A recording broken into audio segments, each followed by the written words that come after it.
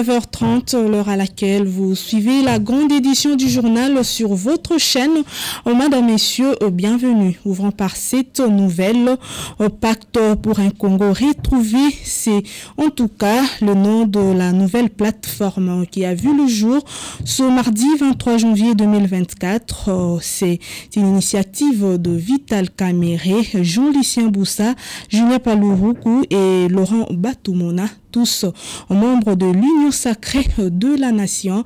D'après Vital Kamerhe, cette coalition vise à participer à la consolidation d'une majorité parlementaire en faveur du président Félix Tshisekedi. Suivez ces propos recueillis qui vous propose Gréfis Tekilazaya. Je tiens ici à remercier mes pairs, responsables des regroupements et partis politiques qui, par leur sens élevé de patriotisme et d'hommes d'État, ont su faire preuve de dépassement de soi en privilégiant l'intérêt supérieur de la nation pour rendre possible la mise en place de cette alliance Pacte pour un Congo retrouvé PCR en cycle. À mes collègues Tony Kangou Chiko, Julien Paloukou Kaondia, Jean-Lucien Boussa Tongba, je dis sincèrement merci du fond du cœur. Merci pour la confiance que nous nous faisons mutuellement, sans laquelle cette alliance n'aurait pu voir le jour. Alliance qui vient de naître et qui va grandir, car la porte reste ouverte à celles et ceux qui désireraient se joindre à nous pour accompagner le président de la République. Ma gratitude s'adresse aussi à tous les députés nationaux et provinciaux, élus de nos différents regroupements et partis politiques, car ils ont été la véritable cheville ouvrière de l'alliance politique que nous constituons ce jour. Je ne saurais terminer ce mot sans affirmer haut et fort que la coalition que nous formons aujourd'hui est une grande contribution au renforcement de la cohésion au sein de notre grande famille politique, l'Union sacrée pour la nation.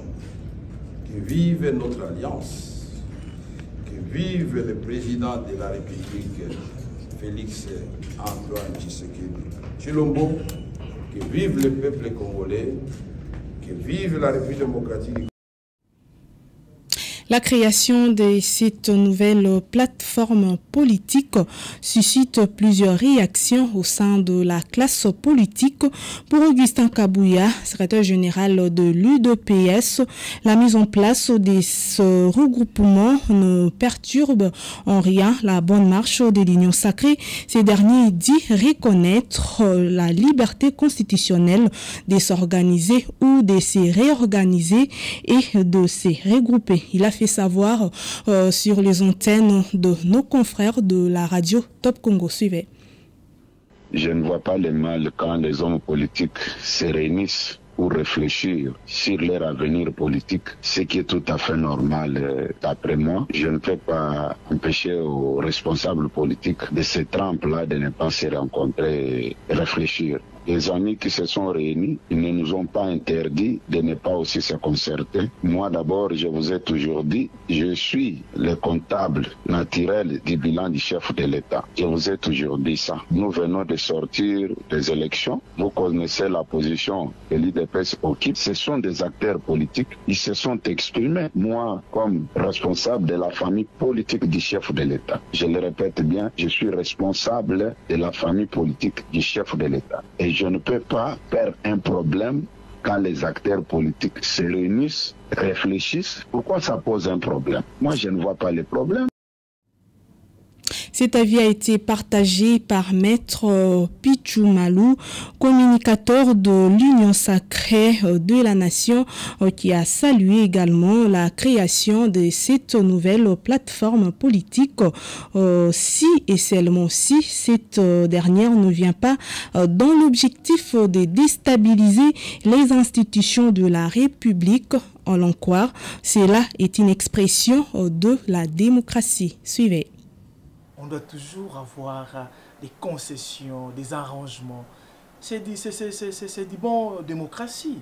Et il n'y a pas à créer ou à penser outre. Mais si seulement si, c'est pour aller déranger les bons fonctionnements de cette gestion auquel la République ou le peuple congolais attend des bonnes solutions à travers la vision du chef de l'État, ah là, ils vont nous rencontrer. Parce qu'on ne va pas aménager cette fois-ci. Il n'y aura pas l'aménagement. À tout celui qui va aller à l'encontre de la volonté du chef de l'État ou de la population congolaise, il va nous rencontrer. On ne va pas aménager. Mais qu'à cela ne tienne, c'est de la démocratie. On peut que le laisser faire. C'est tout à fait normal. Vous ne pensez pas que ça sera de trop? Il n'y a pas question de trop, madame. Qui a dit de trop? Trop par rapport à quoi? C'est les arrangements, c'est la démocratie, c'est ce que je vais te dire. C'est tout à fait normal, on les laisse faire. Si c'est pour les bons démarches de cette gestion actuelle, c'est tout à fait normal. Si c'est pour s'arranger, parce que là, maintenant, il faut savoir que chacun veut savoir où se placer au sein du gouvernement. C'est ça le problème, donc. En démocratie, c'est tout à fait normal. Ce n'est pas un problème. Et puis, on ne peut pas penser outre que ça. Mais s'ils vont aller à l'encontre, ah là, ils vont nous trouver. Ils vont nous trouver. Et on ne va pas aménager. Et on ne va pas pardonner. C'est ça. C'est dans notre constitution. C'est tout à fait normal. Nous avons cherché ça. Nous avons demandé. Même mon cher ami que je salue, je félicite, honorable Eli encore de Lukunga, Eliezer Tamboué, de longue date. Il a aussi parlé de ça. Alors pourquoi pas?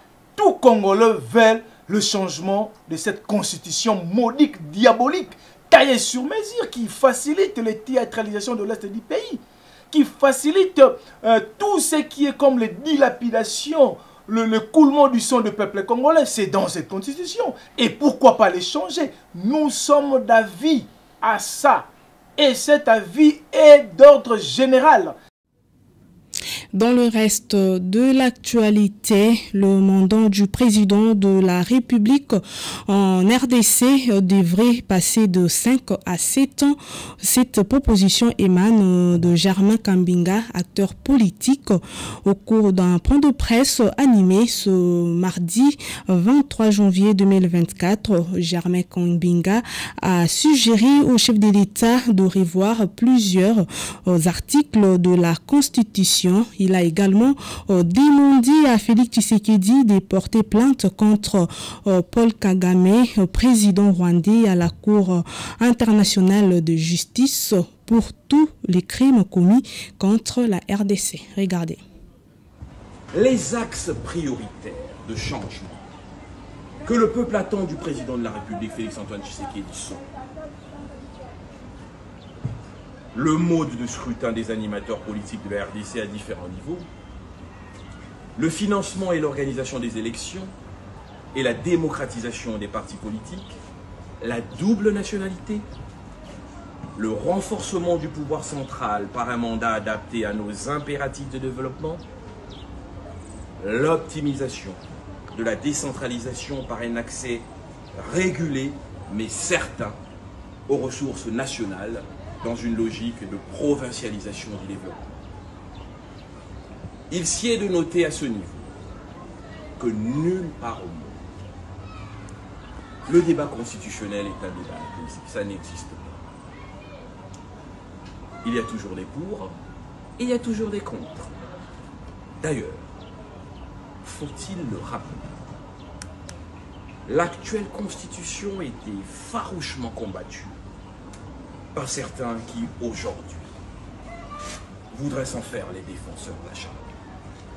Hier, ils combattaient cette constitution avant le référendum de 2005. Aujourd'hui, ils en sont les grands défenseurs. Le passage à la 4e République et le changement constitutionnel subséquent sont un impératif qui nécessite absolument une volonté politique. Nous pensons à cet égard que la forte légitimité dont bénéficie le président de la République à la suite de sa réélection représente une occasion unique pour offrir un second souffle au Congo sur le chemin difficile de son émergence. Monsieur le Président de la République, osez, le peuple vous suivra. Parlons cette fois-ci des élections législatives provinciales. Les réactions fusent de partout après la publication des résultats provisoires par la centrale électorale. Au sein de l'Union sacrée, Maître Eric Bila, porte-parole national adjoint du Congrès national africain pour le réveil du Congo, vante le leadership éclairé du chef de l'État et salue la mobilisation de tous les partis membres de cette plateforme politique. Suivez. Ouais, bien évidemment, c'est le fruit de l'objectivité politique de la plateforme dont je fais partie, l'Union sacrée. Nous étions convaincus de l'esprit patriotique et rationnel du chef de l'État Félix-Antoine Tshisekedi Tshilombo qui n'a ménagé aucun effort pour que la Constitution soit respectée. Et beaucoup de nos amis de l'autre côté de l'opposition croyaient que c'était des blagues. Et voilà que nous avons pris au sérieux la situation. On s'est préparé en conséquence. Et voilà que nous avons raflé pratiquement les voix de toutes ces échéances électorales. Donc c'est tout à fait normal qu'on puisse gagner avec triomphe parce que nous étions conséquents dans la mobilisation des bases et nous étions conséquents dans l'esprit qui cachait les motivations du chef de l'État en nous promettant et en nous assurant des élections en 2023. Non, ce n'était pas une surprise, c'était prévisible que le président de la République, Félix-Antoine Tshisekedi Tshilombo, sera réélu. Il avait un bilan très soutenu et la population était rationnelle dans les choix. Et voilà, c'est ce qui fait à ce qu'il soit porté comme, nouvellement comme réélu président de la République démocratique du Congo. Et vous constaterez ensemble avec moi qu'aujourd'hui, le jargon vérité des urnes n'est plus à la une. Hein? Les gens sont convaincus qu'effectivement, c'est le chef de l'État qui a été élu. Aujourd'hui, nos amis de l'opposition cherchent à s'approcher des petites irrégularités qui ne peuvent nullement amener à une annulation des élections. Donc, bravo au chef de l'État, bravo au peuple congolais, bravo à ma plateforme Union Sacrée pour le choix du chef. Restant toujours là à la centrale électorale, la Commission électorale nationale indépendante CENI a procédé ce mardi 23 janvier 2024 à la publication des résultats provisoires des élections des conseillers municipaux. C'était dans la salle Apollinaire Malou Malou au siège de la centrale électorale à Kinshasa. Suivez cet extrait qui vous propose Francis Aouka. Circonscription de Ngaliema avec 5 sièges. Ntambwe, Mpochi, Charma et Yezer, 4 AC. Circonscription de Ngilingiri avec 1 siège. Ieli, Molangi, Edi, MLC. Circonscription électorale de Limete avec 3 sièges. Sont élus A7, Lomenja Kassongo Jules, UDPS Tshisekedi, je suis donc dans la province, dans la commune de Kabondo. Hein. Bingaya Kassimou Pierre, 2A TDC, Wema Wassanga Jean Riffin, AB50, Selemani Malemoïsia Kamarcel, de AESPA, Makanza Abonda André, ACS, Ufoy Roth Wonda Dieu merci de AA-UNC, Kelekele Osikaya Songo Solange de A1, Mindalea Afete Célestin de AFDCA, circonscription électorale de Kisangani, donc commune de Kisangani. Aucun parti, aucun regroupement politique n'a atteint le seuil, les sièges sont ouverts à la proportionnelle. Voici le nom des élus de cette circonscription. de Kisangani. Ouketi Lombokato Charles de CRP. Moufaouma Moignikambi Michel de ACS. Kayombo Hassani Dieu merci de A7. Isamolo Boïsi Jano de 2A bar TDC. Sakina Ali Chada. Balola Sifa Blandine de AA Barcé. Chanoua Luanga Charles de AA UNC. Autre chose à présent, l'opposition congolaise ne peut collaborer avec le régime en place que si Félix Tshisekedi engage des discussions dans le but de dégager les responsabilités de chacun sur les chaos électoraux. Telle est la réponse de Prince Epenge, porte-parole de la coalition Lamuka, par rapport au discours du chef de l'État lors de son investiture, affirmant que l'opposition aura sa place dans sa gouvernement. Prince Epenge est joint au téléphone par votre rédaction. Si Félix dit qu'il est disposé à discuter avec l'opposition, nous ne trouvons pas d'inconvénients. Tellement que cette discussion-là soit fondée sur la nécessité de dégager les responsabilités sur le chaos électoral qu'il y a eu. Si cette discussion-là vise à se poser des bonnes et des vraies questions sur comment Kadima a pu organiser pendant 7 jours et 7 nuits la fraude électorale sans témoins, sans observateurs, en violant la Constitution, en violant son propre calendrier électoral, en violant la loi électorale, nous ne pouvons pas refuser une telle discussion. Dans tous les cas, la paix ne peut se faire qu'avec l'adversaire. Mais vous savez, madame, c'est pourquoi je vous dis, peu importe ce que vous voulez faire dans la vie, tout commence par un échange. Collaborer dans son gouvernement veut dire quoi exactement? Vous savez que ces élections n'ont donné ni vainqueur ni vaincu. Martin Fayulu n'est pas vaincu. Moïse Katumbi n'est pas vaincu. Félix Tshisekedi n'est pas vainqueur. Ces élections, dans la manière où le peuple a été empêché de voter librement, c'est à l'issue des élections démocratiques et transparentes qu'on sait qui a gagné, que le peuple désigne un groupe de gens qui va faire l'opposition et désigne un autre groupe de ses enfants qui va diriger, qui va avoir la majorité. Or, le peuple ne s'est pas exprimé librement.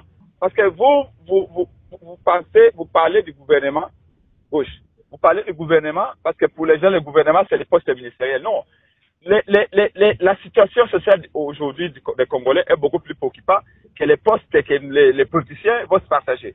Nous, c'est pas ce qui nous préoccupe. Nous voulons discuter, évidemment, avec Félix Tshisekedi, parce qu'aujourd'hui, il y a Félix Tshisekedi, il y a Martin Fayulu, il y a Moïse Katumbi, il y a Kabila, et vous ne pouvez pas ignorer que la situation de contestation actuelle va continuer comme ça. Et quand la contestation continue, les peuples ne bénéficient absolument rien.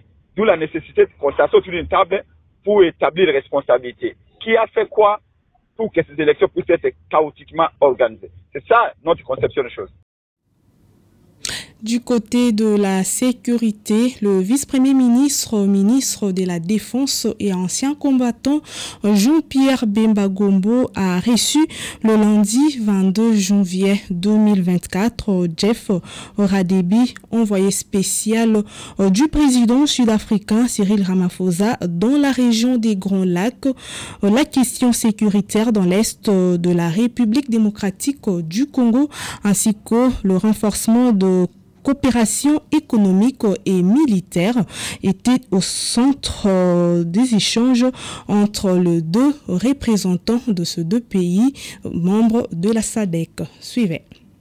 Well, I came to introduce myself.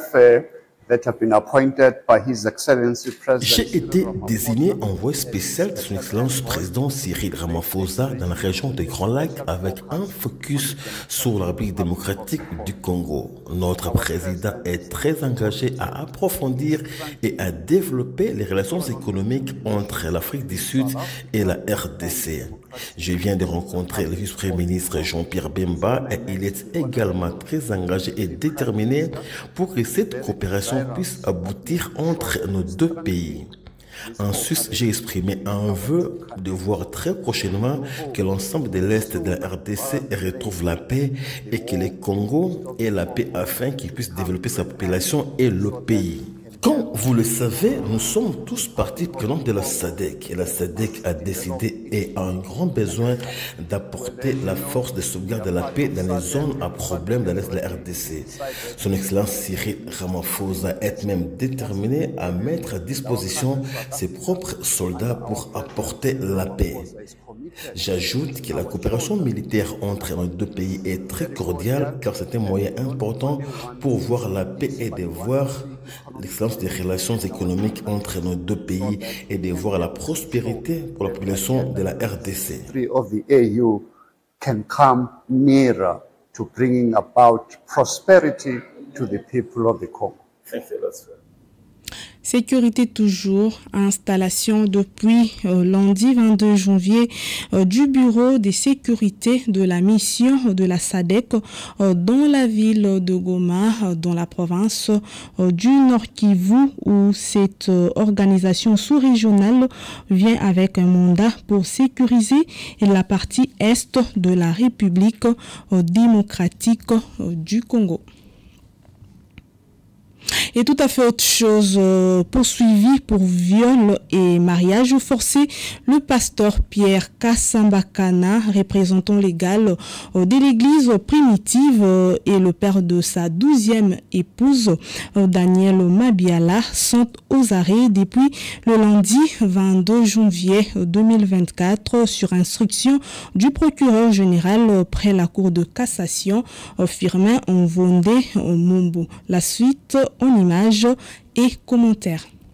Après avoir alimenté la toile par son 12e mariage avec une supposée mineure, le pasteur Kass devra cette fois-ci faire face à la justice. Ce défenseur de la polygamie accusé de viol n'échappe pas à la justice en dépit des démentis du père de son épouse présumée mineure. Ma fille est née le 29, je pense, le 29 septembre 2005. Et d'ailleurs, elle a commencé les écoles, ses études primaires en retard. Elle avait déjà 9 ans. Parce que comme elle était de petite taille, on pensait que peut-être elle allait grossir, mais nous avons vu que c'est cette taille que le Seigneur lui a donnée, comme la taille de sa mère. Et nous sommes très émus, très touchés, lorsque nous voyons ce qui se passe aussi, les gens disent n'importe quoi. Outre le pasteur Kass, le père de la jeune mariée est aussi interpellé par la cour de cassation pour mariage forcé. Cette histoire fait couler beaucoup d'encre et de salive au sein de la population congolaise. Si certains critiquent l'initiative de la justice de se saisir de cette affaire, d'autres par contre la saluent. Et en dehors de nos frontières, précisément à Burundi, tension entre le Rwanda et le Burundi. Le gouvernement du Burundi prend à témoin la communauté internationale sur tous les actes d'agression répétitifs orchestrés par le gouvernement rwandais. Le gouvernement burundais l'a fait savoir dans un communiqué rendu public ce mardi 23 janvier 2024 suite aux accusations du Rwanda contre le président burundais Evariste Ndayishimiye pour inciter la jeunesse rwandaise à l'insurrection. Pour les gouvernements burundais, les allégations avancées par le pays de Paul Kagame au sujet d'une prétendue incitation de jeunes à l'insurrection n'ont pas pour but que de camoufler le véritable problème entre les deux pays.